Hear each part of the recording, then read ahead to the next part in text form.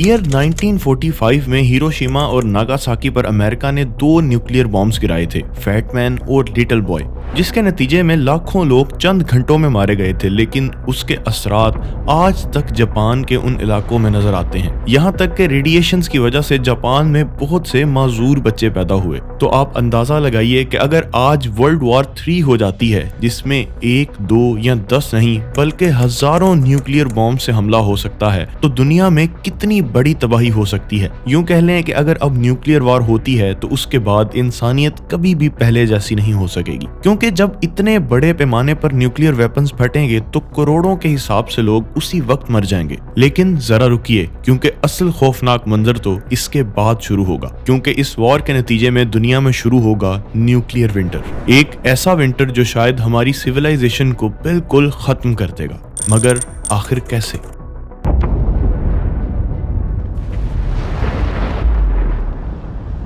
दोस्तों, जब भी एक न्यूक्लियर हथियार धमाका करता है तो उसके नतीजे में एक बहुत बड़ा फायर बबल बन जाता है, जो कि सूरज से भी ज्यादा गर्म होता है और अपने रास्ते में आने वाली चंद किलोमीटर के एरिया में हर चीज को भाप बना देता है। उसके बाद ये खौफनाक बबल अपना साइज बढ़ाना शुरू करता है और फैलता चला जाता है, और इसके साथ ही ये एक बहुत पावरफुल शॉक वेव पैदा करता है जो अपने रास्ते में आने वाली हर चीज को तबाह कर देती है। इस धमाके के बाद एक बहुत बड़ा क्लाउड, एक मशरूम जैसा क्लाउड ऊपर की तरफ उठना शुरू होता है, जिसके चंद ही घंटों के बाद एक उससे भी बड़ा खौफनाक बादल पैदा होता है, जिसे आप दुनिया का सबसे डरावना मंजर भी कह सकते हैं। और दूसरी तरफ जो आग जंगलात और खेतों में लग चुकी होती है, वो इस कदर गर्म होती है कि अपना एक अलग क्लाइमेट बना लेती है, यहाँ तक कि आसपास की ताज़ा हवा इसकी तरफ खिंचती है और आग और ज्यादा भड़क जाती है। और इसके नतीजे में जो बहुत बड़ा क्लाउड बना होता है वो जमीन से बहुत ऊपर स्ट्रेटोस्फेयर तक पहुंच जाता है, जिसका कंपैरिजन अगर आप आम हालात में किसी बड़े पैमाने पर लगी हुई आग से करें तो आम हालात में लगने वाली आग का धुआं बारिश की वजह से खत्म हो जाता है। लेकिन न्यूक्लियर बॉम्ब की वजह से पैदा होने वाला ये क्लाउड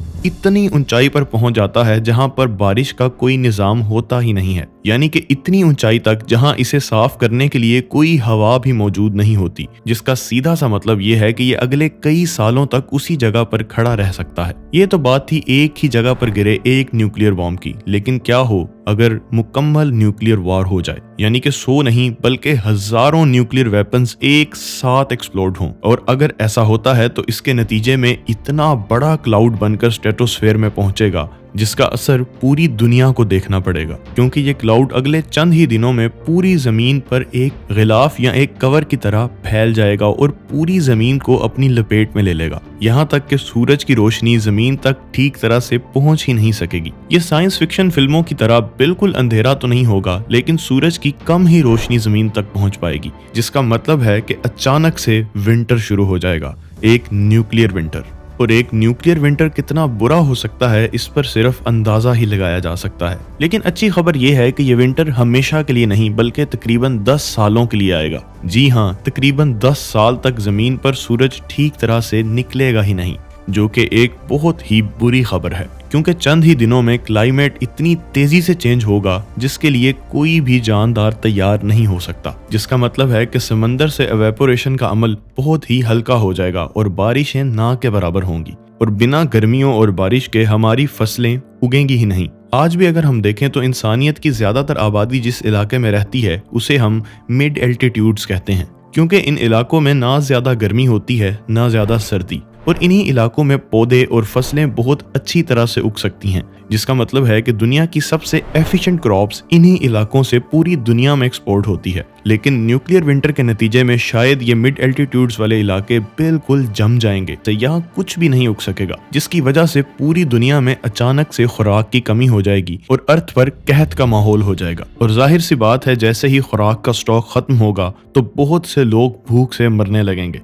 न्यूक्लियर जंग के बाद खास तौर पर अगर वो मुल्क जो ग़िज़ा पैदा करते हैं जंग का हिस्सा रहे होंगे तो शायद फ्यूल, फर्टिलाइजर या मशीनरी पार्ट मिल ही नहीं सकेंगे, क्योंकि जंग के नतीजे में इस तरह का ज्यादातर सामान तबाह हो चुका होगा, जो कि ग्लोबल फूड प्रोडक्शन को और भी ज्यादा नुकसान पहुंचाएगा और खाने पीने की अशिया खतरनाक हद तक कम हो जाएंगी। लेकिन इस न्यूक्लियर विंटर की थ्योरी के अलावा साइंस हमसे क्या कहती है? आजकल देखें तो दो मुख्तलिफ तरह के कॉन्फ्लिक्ट हैं जिन पर साइंटिस्ट न्यूक्लियर विंटर का हिसाब लगा सकते हैं। यानी कि एक न्यूक्लियर वार जो कि इंडिया और पाकिस्तान के दरमियान हो और दूसरी अमेरिका और रशिया के दरमियान। पाकिस्तान और इंडिया की जंग होती है तो यहाँ पर रिलेटिवली कम हथियार इस्तेमाल होंगे, जिसमें अगर छोटे पैमाने पर भी एक न्यूक्लियर वॉर होती है तो 27 मिलियन लोग जान से फौरन हाथ धो बैठेंगे। यानी कि सिर्फ चंद घंटों में वर्ल्ड वॉर 1 में मरने वाले तमाम लोगों से ज्यादा लोग मर जाएंगे। इस जंग के नतीजे में पैदा होने वाली आग एक न्यूक्लियर विंटर तो पैदा नहीं करेगी, लेकिन एक न्यूक्लियर ऑटम जरूर पैदा हो जाएगा,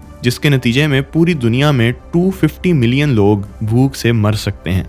लेकिन इंडिया और पाकिस्तान एक आर्म रेस में लगे हुए हैं, जहां ये अपने न्यूक्लियर वॉरहेड्स की तादाद बढ़ाते जा रहे हैं। और अगर ये दोनों अपने तमाम न्यूक्लियर वॉरहेड्स को इस्तेमाल करते हैं तो उसके नतीजे में तकरीबन 100 मिलियन से ज्यादा लोग फौरी तौर पर मर जाएंगे। और इससे पैदा होने वाला न्यूक्लियर विंटर पूरी दुनिया पर इतना बुरा असर करेगा कि खुराक की चीजें पूरी दुनिया में सिर्फ आधी रह जाएंगी, जिसकी वजह से भूख से मरने वाले लोगों की तादाद 2 अरब हो सकती है। यानी कि 4 इंसानों में से हर एक इंसान भूख से मर जाएगा। लेकिन सबसे बड़ा खतरा उस वक्त हो सकता है जब नेटो, रशिया और चाइना की जंग छिड़ जाए। एक सिनेरियो के मुताबिक तो इन सुपर पावर्स की जंग में तकरीबन 44,000 न्यूक्लियर हथियार इस्तेमाल होंगे, यानी कि 360 मिलियन लोग उसी वक्त मर जाएंगे। हमारे पास ऐसा कोई वाकया मौजूद नहीं है जिसमें इतने बड़े पैमाने पर लोगों की मौत हुई हो। ये बिल्कुल ऐसा ही होगा जैसे इंसानियत अपने ऊपर एक एस्ट्रॉइड को गिरा ले। पर ऐसी वॉर के नतीजे में आने वाला न्यूक्लियर विंटर इंसानी खुराक की प्रोडक्शन को 90% तक कम कर देगा। मौसम को ठीक होने में न जाने कितने साल लग जाएंगे। यानी कि एक ऐसी वॉर जिसके बाद दुनिया पहले की तरह कभी शायद रिकवर कर ही नहीं पाएगी। सिर्फ अगले 10 सालों में ही रेडिएशन और भूख की वजह से 5 बिलियन तक लोग मर जाएंगे। यहाँ तक कि रशिया, चाइना, कनाडा, अमेरिका और बहुत से यूरोप के इलाकों में चंद ही लोग जिंदा रह सकेंगे।